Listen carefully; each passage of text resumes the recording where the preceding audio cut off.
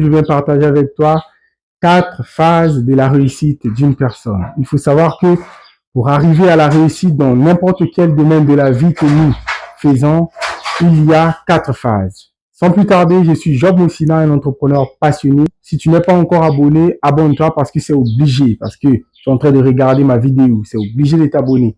Et n'oubliez pas surtout de partager cette vidéo à une personne que tu tiens à cœur pour lui montrer les 4 phases que je vais citer dans cette vidéo. Donc, sans plus tarder, on va commencer.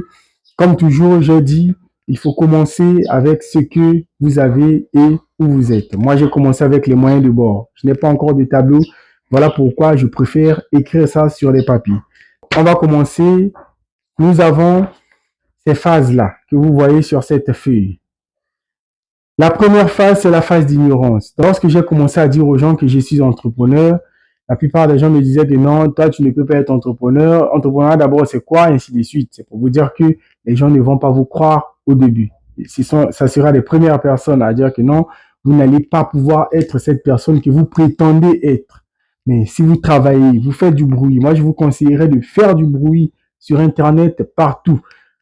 Proclamez que vous êtes un tel, un tel, un tel. Vous allez voir les résultats avec le temps et soyez persévérant dans ce que vous faites. Donc, notre deuxième phase, c'est la phase de critique. Les gens vont attendre lorsque les résultats vont commencer à apparaître.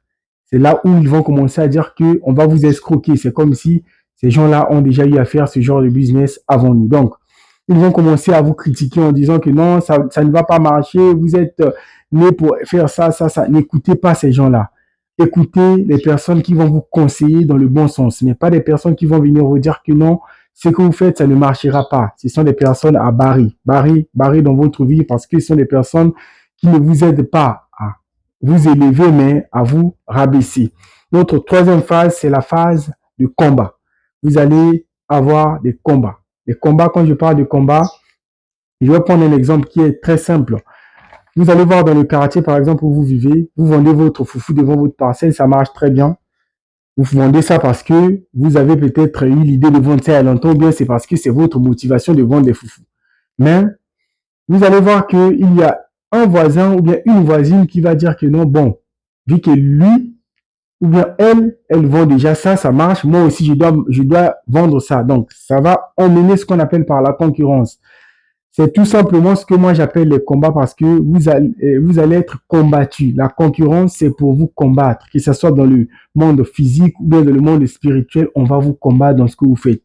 Donc, ces personnes-là vont le faire sans le savoir que vous faites ça, pas seulement pour avoir de quoi manger, mais c'est parce que pour vous, c'est une motivation de vendre du foufou. Et vous allez voir que les personnes là vont aussi se lancer à vendre des choses, à faire des choses, mais pour elles, ça ne va pas marcher. Pourquoi? Parce qu'elles ont mis ça sur le marché, pas pour leur bien, mais pour vous nuire.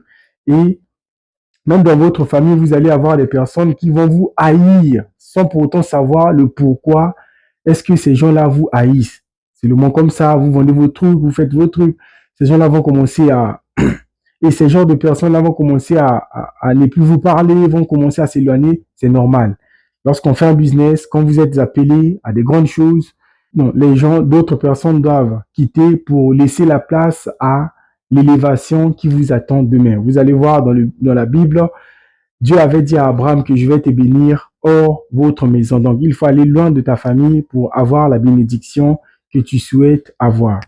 Et notre quatrième phase, je n'ai pas mis ça ici, mais dites-moi en commentaire que je veux la quatrième phase. Je vais vous envoyer ça. Je vais vous expliquer cela. Et si vous avez des questions à poser sur tout ce qui est business, entrepreneuriat, ainsi de suite, laissez-moi ça en commentaire ou bien écrivez-moi en inbox. Ça fait toujours du bien.